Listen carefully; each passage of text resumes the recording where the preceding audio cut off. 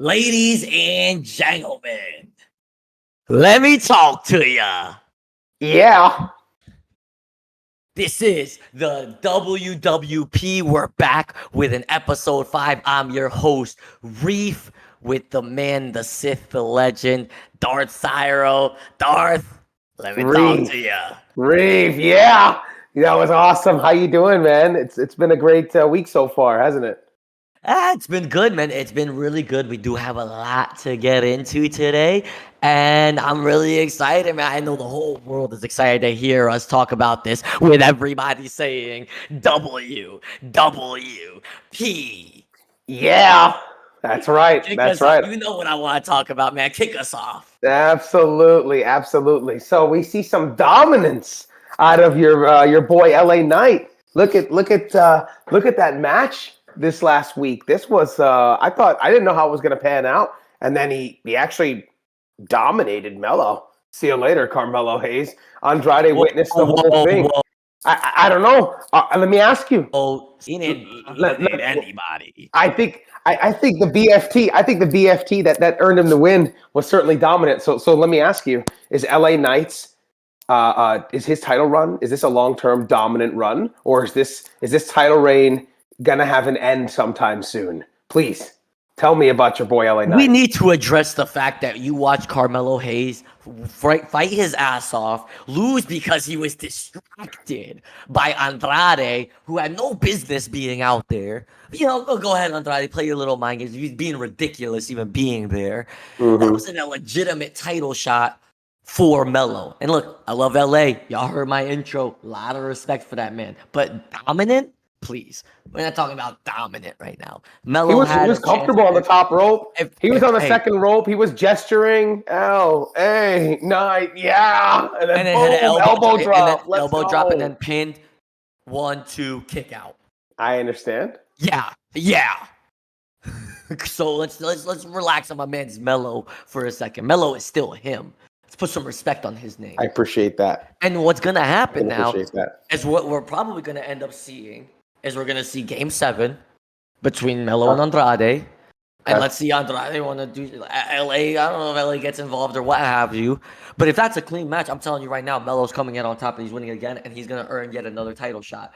The only other outcome I see possibly even happening is we end up with a triple threat. Because in my opinion, here's my thing. You asked me if he's going to be a long-term dominant title holder, right? I don't know outside of Melo and Andrade. I don't know of anyone else that deserves a chance at his title. Who else have you seen in SmackDown deserve a title shot against LA Knight right now? Okay, so if not now, it's soon is your answer. You think Carmelo Hayes is going to upset LA Knight? You really think this is going to happen soon? Oh, absolutely. Melo is determined to make it happen. And how do we get there? One more match with Andrade, and then you see Melo and LA Knight in a one-on-one? I don't know, man. Absolutely. But listen, and I know I know what Andrade is. I know there's going to be some bickering, some complaining. Maybe it's Melo that bickers and complains, but although he's right to complain about what happened last week on SmackDown, maybe we end up with a triple threat match. I don't know. But even in any case, in any event, Melo gets another chance at that title. He's winning that title. LA Knight's title reign is nearing its end. He knows it's about to happen, and it's just a matter of time at this point. Wow, what a hot take. I like LA Knight. A lot of eyes on him, bro. A lot of eyes on him. Imagine it is a triple threat match, even if it's not Melo, even if I'm wrong about Melo. How many times do you see someone defend their championship in a triple threat and still win? There's too many people attacking you. They want your title. They're out for your blood. You lose 17% of a chance in a match the minute it becomes triple threat. You go from 50% chance to win to 33% chance to win. And when Melo's in there, all your percentages drop right off the rip because Melo's the man. He's him. I like it. That's fair. I'm going to say LA Knight stays champion. I think he's dominant. I like that LA Knight's champion. He's doing a good job. I'm on the team LA Knight. Yeah. Even with multiple eyes on him at the same time, you think that he's still going to be... He barely beat Andrade and barely beat Melo. I think he's dominant right now, yes. You say he's dominant, man. Listen, a lot of eyes on him. Look, I say Melo, a lot of eyes on him, but not just on him.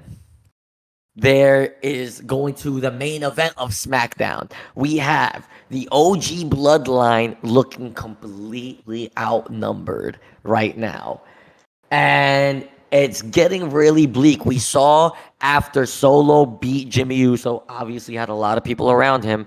Roman didn't come out until after the match. Let Jimmy try to take care of his business, and Jimmy took care of business. He stood on he stood on business, but then came in. They get the win. Obviously, Fatu had a couple of interferences in there where he gets a good lick on Jay or Jimmy. Yes, Jimmy looked like he was about to win, and Solo gets that victory. Then they start beating down Jimmy Uso afterwards, showing a complete lack of respect for. I mean, you might have kicked him out, but he's still your family. And so just absolute no respect for him. And then Roman Reigns comes out, and then they beat both of them down.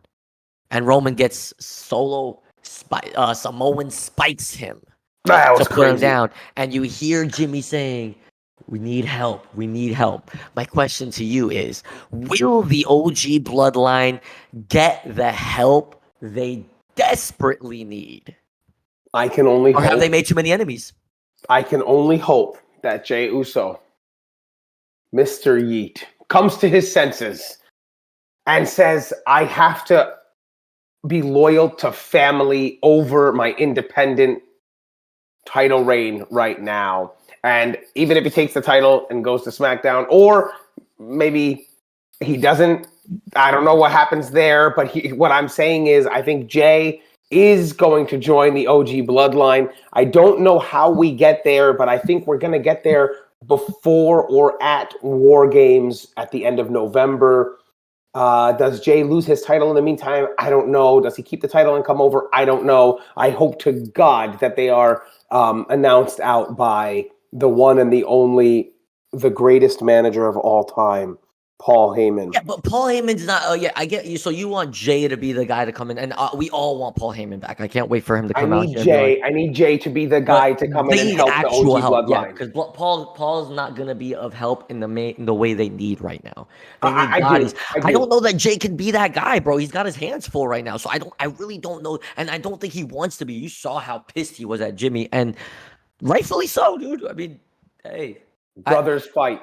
Fight. You're right. They do fight. But Jey has found his way here.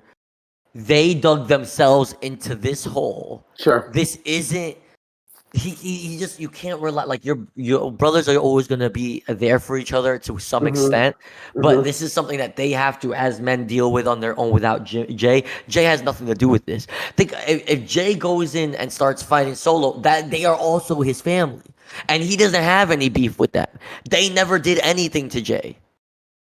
I think that Jimmy convinces Jey to come back and take the tag titles off of the Bloodline 2.0 fools and become the tag team champs again. And then I think Jey somehow, I don't know. I think that, let me ask you this. Does the Jey and Bron Breakker feud, is it going to end once and for all? Before we even get to that, bro, you just said something that gave me an insane thing. When was the last time we saw someone with a tag title and a singles title? It's been a minute. It's been a long time, man. If that happens, Cody Rhodes. It was Cody Rhodes, right? When he had the tag title and the. He didn't have the undisputed title. No, he won that Mania. You're right. Yeah, he just had tag with Jey. I don't remember, man. Wow, dude, that would be awesome. Get Jey and Jimmy together. Like how he's gotta forgive him. I'm on your page. I'm on the same page. Listen, he's gonna have to finish Braun. Back to your question: can he finally put this to an end? Monday night they have their rematch. They fight each other for the championship. If Jey can take care of that business there, maybe it does happen. Here's what I say would have to happen, and I would hope Jimmy. I don't know, actually. This might not happen. Jimmy, I feel like, has to come out and help Jey for this. Okay. And I don't think Jey needs it, so it might rub Jey the wrong way. But there might be a point where he might need it, because Bron Breakker is absolutely tearing through this league right now. Obviously, I see where you're going with this. Beat him. Yeah, obviously Jey can beat him.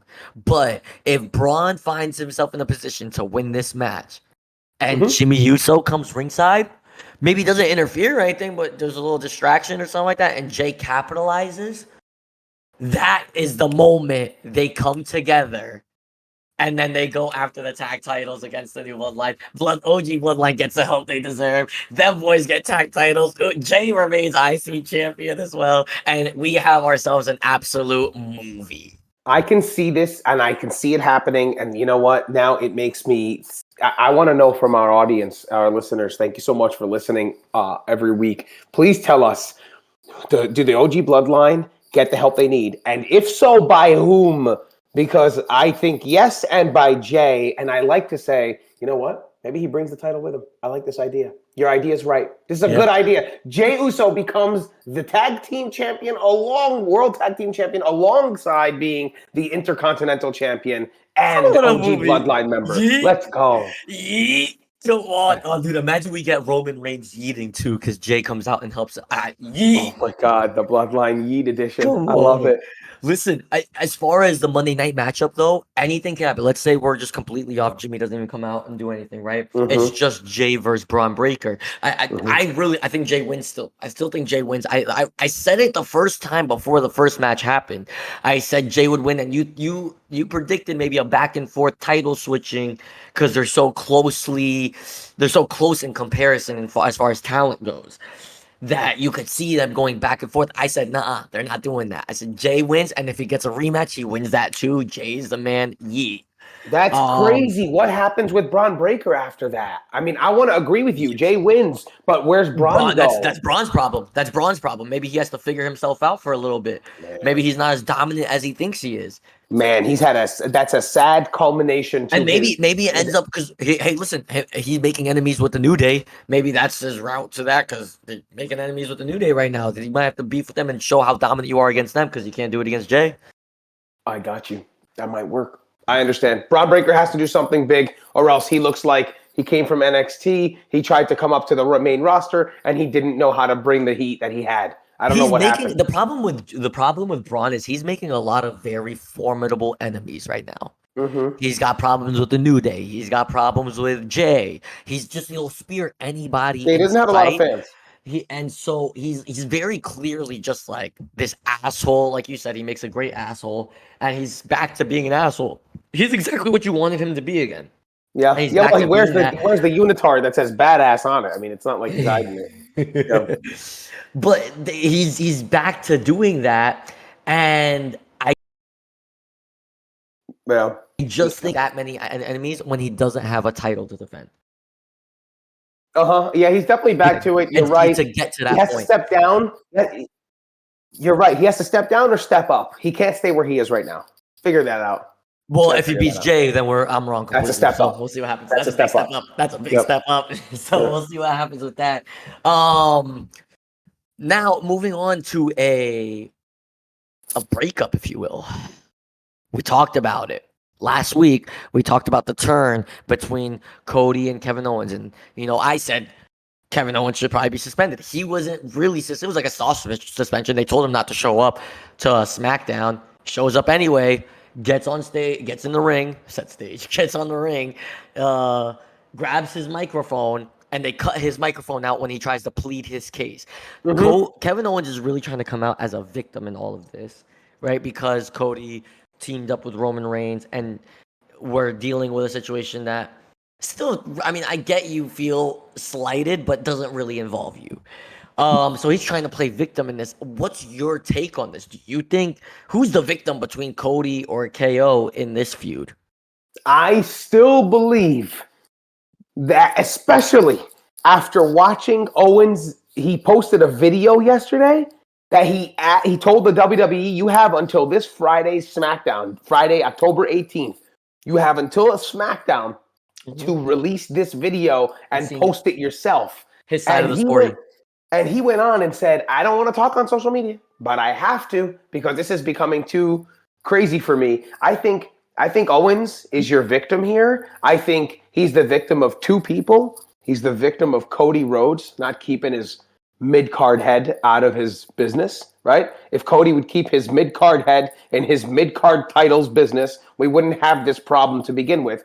And secondarily, I think he wanted Cody to get that title. Like, he helped him get that title and everything. So I don't think you could sit there and say that Cody is like victimizes Kevin Owens because of that. That's bullshit. Kevin Owens helped you get there. It's not that he does. It's that he puts his nose in Kevin Owens' business, and he should keep his nose in his own. Kevin Owens putting his nose in Cody Rhodes' business here. I think at the end of the day, if you saw that segment a couple weeks back where you had Cody trying to talk to Kevin about what was going on, and Kevin said, "I got a match. It's me and Randy. You got your match with Roman. Figure that out. This is pre-bad blood." He did do that. Owens, look. Rhodes was told by Owens, "Do not come out and help." Now, here's where Randy fucked up. Randy Orton, I'm not sure if he's playing mind games or what's happening here, but there's something happening, right? He told Rhodes in that same segment, "Hey, if things get too crazy out there, I would, you need to come out there and help. It would be, I'd appreciate that." So Rhodes was getting mixed messages, but here's the thing: Owens didn't know that. So Owens is sitting down, telling his friend, "Please don't do something," and he goes getting in his business. I'm sorry. Owens is the victim. Cody Rhodes needs to know his place as a mid-card champion, and Randy Orton needs to understand that he gave mixed messages to Cody Rhodes, creating this problem. And in my opinion, the hammer should fall down on Randy Orton. That's my opinion. Wow. Okay, so no, and here's the thing: if what you're saying is true, if Randy Orton is manipulating them into this fight, essentially, then yes, of course, I agree with that. But you're trying to tell me that Kevin Owens isn't in the wrong at all here? He's in the wrong for being passionate. Oh, okay, that's an out there. He's too passionate. Sorry. Nothing wrong I can see. I almost want to agree with you, but I think there's one victim in all of this. There's one victim in all of this, and I think it's Randy Orton. Oh, wow. Okay. I think they're both in the wrong, right? Kevin Owens and Cody Rhodes. I think Cody's in the wrong because, and you mentioned a few reasons when he keeps butting in, but I think namely he's in the wrong for teaming up with Roman Reigns. Like, I legitimately think everyone should be upset with that in general. That was a ridiculous thing to do. You took care of business with that bloodline. You have no reason to continue to go after them. You have no reason to. Go take care of your title and do what you're going to do. So, yeah, I think he's in the wrong in the sense that he's exacerbating a situation that you already took out. It's like you put out a fire and then you just relit it. What are you doing? Why are you relighting it? Let those guys deal with their problems now. I promise you, you're not gonna see or hear from Solo if Roman Reigns is dealing with Solo.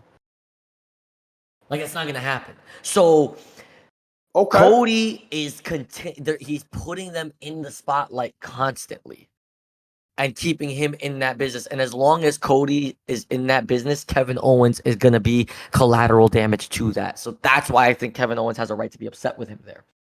I think Kevin Owens is also in the wrong here because of the way he's went about everything. I get you're emotional, but now you're throwing a tantrum and you're being silly, you're being ridiculous, and now you're even throwing hands with Randy Orton.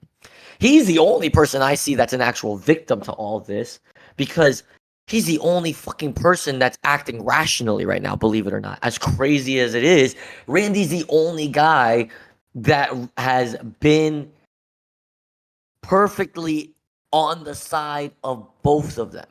Kevin Owens, I know enough about Randy Orton, at least I feel I do, to say I'm never going to call that guy a victim. I say he's behind it. I say it's partially his fault. This is partially due to Orton's mixed messages, and those mixed messages, now you're making me think I'm going to go a step further and say he is intentional with his mixed messages. He is trying to get them to fight. He is trying to do something, and now you're getting me to think that Randy Orton wants to become the WWE Undisputed Champion. That's a banger. That's a banger. And if that happens, just made me think that right now. I'll give you your credit. I'll give you your credit right now if that's true. Randy seems to be too... I get he just fought for the World Heavyweight Championship and then lost, and he gave everything he had for it. I think Randy's at the point right now where I think he enjoys the kind of mentor, father figure role for these guys where he's the veteran coaching kind of guy, and he likes to be that guy that just, you guys are the guys in this company. Just let's all be together and build this up, and I'll have your back. you'll have a legend behind you that has your back. And I think he likes being in that role. So I don't think he's doing that. But if it's true and you're right on the money, cut this guy a check, man. You should put that on Vegas. Look. All I know is bet that in Vegas. All I know is it wouldn't be the first time that the apex predator of the WWE was playing mind games, okay? Especially with his closest friends. So, but let me ask you. So we have Kevin Owens, we have Cody Rhodes, we have Randy Orton, and we don't know where that's going to go. But is it possible that Gunther's playing mind games with Cody? Did you hear on Raw the praise that Gunther was giving Cody, telling him that essentially pretty much everything that the Bloodline did to get us to where we are is actually due to the hype behind Cody Rhodes? I mean, look, you know my opinion on this, so I'm just going to ask you, is Gunther playing mind games with Cody in blowing smoke? Or does Gunther really mean what he's saying in the respect he's giving Cody Rhodes? No, he never does that. Listen, if Gunther gives somebody a compliment, he'll never mean it. He's above everyone. He's above, head and shoulders above every single superstar on this roster, right?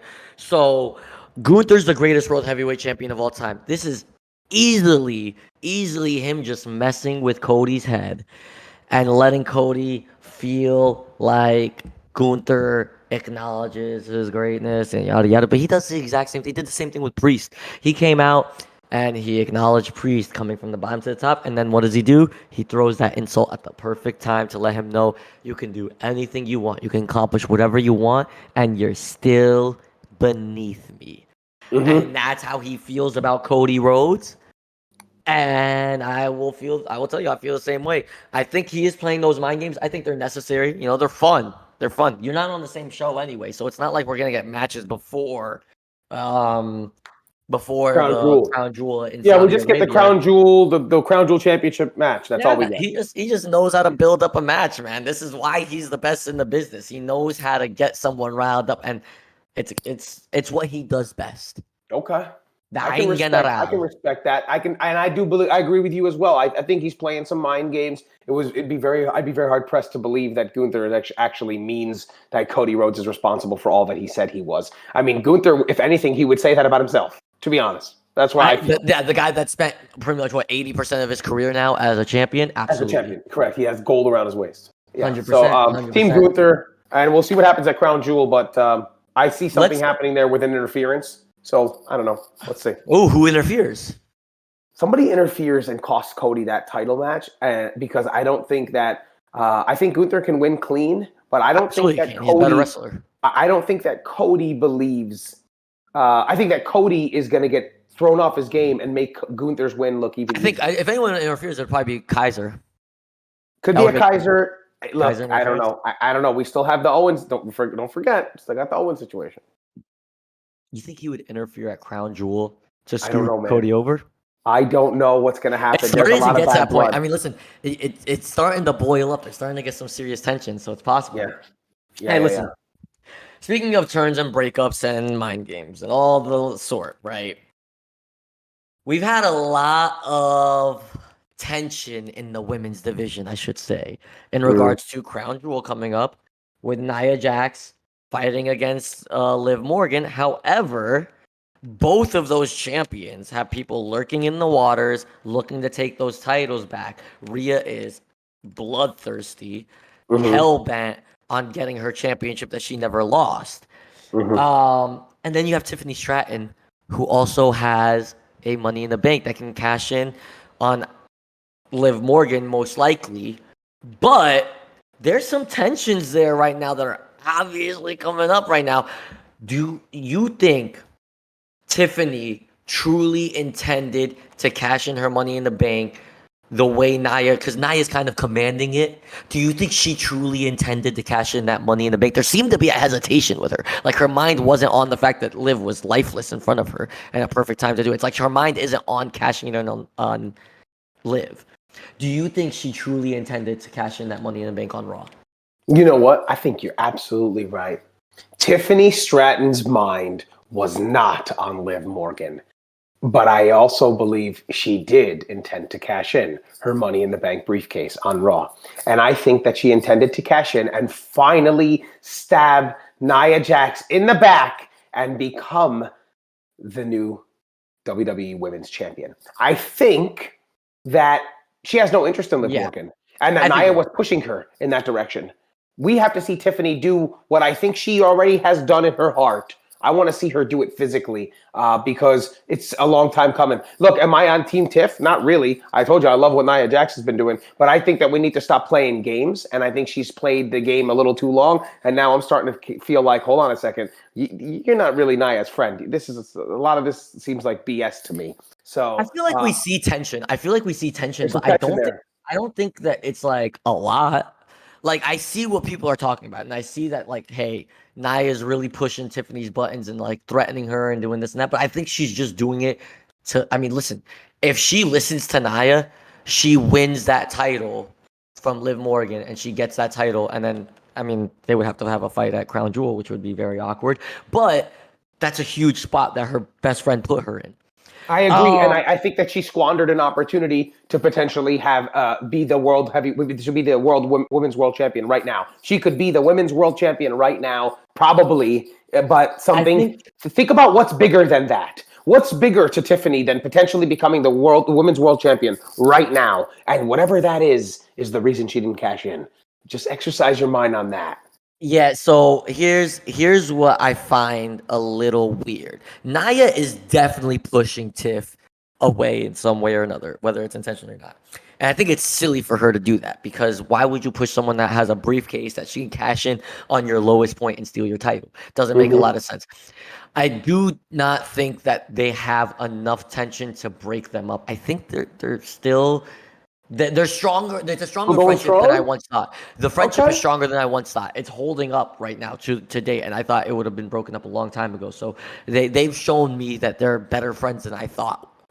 Well, then let me ask our listeners. I don't think that she intended to cash it in at Money in the Bank. Okay. To cash in the Money in the Bank on Raw against Liv. I don't think her mind was there, because I think Tiffany knows that would mean her facing Nia Jax at Crown Jewel.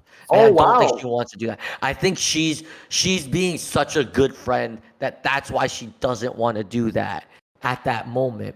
But what I did notice was the referee was very close to ringing that bell and was making like a gesture between her and Nia. Mm-hmm. Can you imagine an impromptu match where the ref was just confused at who where she didn't mean to do it, and gave her a title match against Nia right there, and she loses her bout? Yeah, that could happen. I you know what? It would have been a left from left field. It would have been way out there in left field, but I would have at least enjoyed seeing what would happen after Nia crushed her. Nia was fresh, remember? So yeah, well, literally untouched. Yeah. She would have crushed Tiffany Stratton. That's an interesting take. I would call your take a hot take, because your take is she's such a loyal friend. She doesn't even want to fight her at Crown Jewel for the Crown Jewel Women's Championship, but rather she would delay her Money in the Bank cash in. So then let me ask you and our listeners the following question. When does Tiffany Stratton cash in her Money in the Bank contract from now until WrestleMania, which is when she has the opportunity to? When does that contract get cashed in? Because we don't even know if it's still going to be around Nia's way. So, like, I think she waits until it leaves Nia. Okay. Or after Crown Jewel, she might find a way to, cash in on the other championship and move over to a different program. But I think her mind is more so, let me use this as insurance to keep the title between me and Nia. Okay. And so you probably believe, then, you know what, man? Then, you probably believe she's the loser between them if they break up as friends. Do you think it's opportunistic, or do you think that she's just that good of a friend? Oh, so like you're saying if they were to break up? Yeah, man. Like, let's think about it. In every relationship after that, if it breaks up, there's someone who comes out kind of a little better, and there's someone who comes out not so good. Does Tiffany end up better than Nia in a breakup situation, or does Nia end up better than Tiffany? And maybe that's where Tiffany's fear comes from. That's a tough one. I think Tiffany has a lot to prove before I can say she would be better off without Nia. I think she has a lot to prove. I think Nia wins this breakup if it happens today. But later down the road, maybe I can that might change. But I just need to see more out of Tiffany. I don't know if Tiffany's ready to be on her own as successful as Nia is on her own. I understand. Okay, well, in the spirit of our, I think definitely Nia's going to be better off if they break up. I don't think Tiffany's better off if they break up unless Tiffany already has a title around her waist. So that there's a huge risk of her cashing in the Money in the Bank briefcase and not getting a title, because if she does it on Nia and loses, so no title, and she loses the briefcase in the same period and a friend, I think she's hung out to dry. So I definitely think Nia comes out on top if they break up in that way. So I think Tiffany has to get a title around her waist before that happens. But I'll tell you, in every breakup, being this episode 5 that we are on, the breakup episode, in every breakup, there are winners and there are losers. And we currently are sitting on 1, 2, 3, at least 3 or 4, I would say, friends or partners or groups of people who are potentially on the cusp of or have just broken up.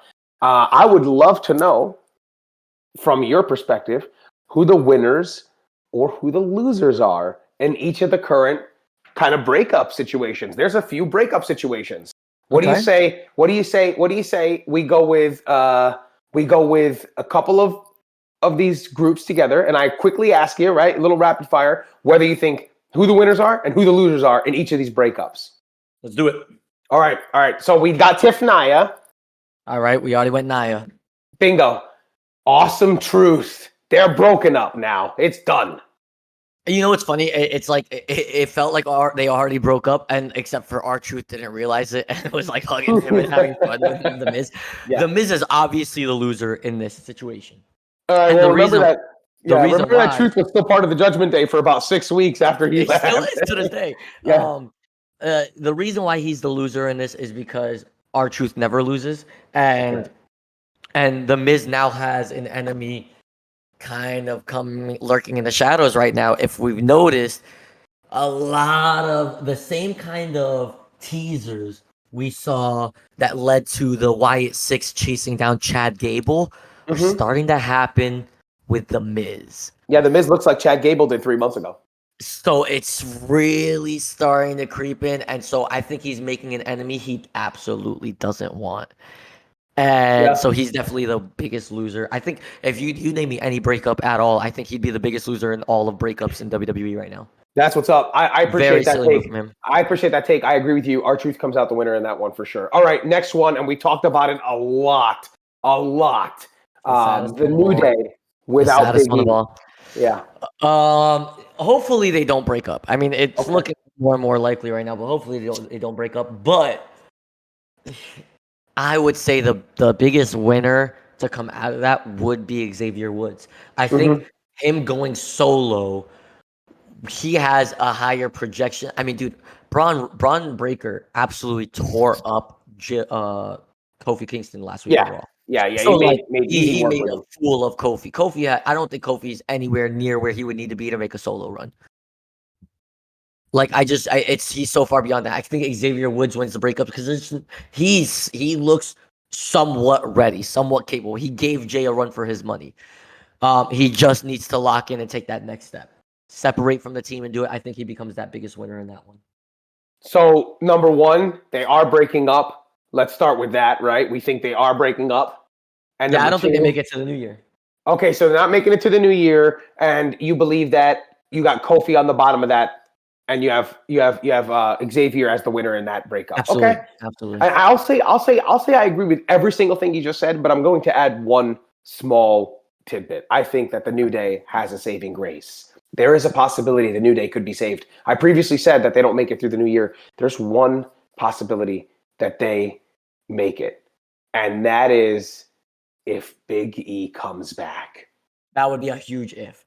If Big E comes back and grabs these two sons of bitches and says, listen to me, in 2012, we made something special.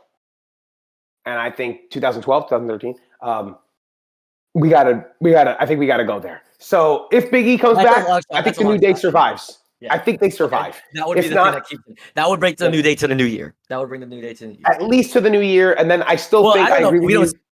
New year anyway, so I think so we'll see, but I still think Xavier comes out on top. Very hopeful topic. Yeah, I understand. All right, next one and the last one on today's episode, the breakup episode. we talked about him already today, right? Yep. We have Kevin Owens. And Cody we Rhodes. have Cody Rhodes. And All what's going to happen between these two? How is this going to play out? These guys have been buddies. You had Owens saying, wins on that, right? Owens told him before, I'm not even going to fight you for the title until he got a little bit upset, remember? And then they went overseas and they did the Bash in Berlin, I think it was. So what's going to happen? Who comes out on top? In the spirit of being hopeful for a crazy thing to happen, for something crazy to happen, like Big E returning, like you mentioned, I'm going to stay with that energy for a second here, right? Sure. And I'm going to say they're both losers. Oh, okay. They're both the losers, and the only winner is your prediction. Randy Orton becomes the champion because he creates this big fuss, and he comes in and he beat the breaks off, wins the championship from Cody. That's a take. That's a take and a half. You're Randy Orton is masterminding everything. It's not my take, it's your take. That's the winner, the only winner. And if that doesn't happen, every single one of them's a loser. Okay. I like it. You know what? I want to match that pound for pound, item for item. I love that outcome. Yeah. Cody's the loser. Owens is a loser. Innocently loser, but he's a loser. Yeah, that could be the outcome. And then we will see once again that the apex predator, the Viper, the legend killer, has come and done something that only he could do, I feel like. So let's see how it plays out. The breakup. Yeah, absolutely. And speaking of breakups, now we break up with our audience tonight, just for tonight.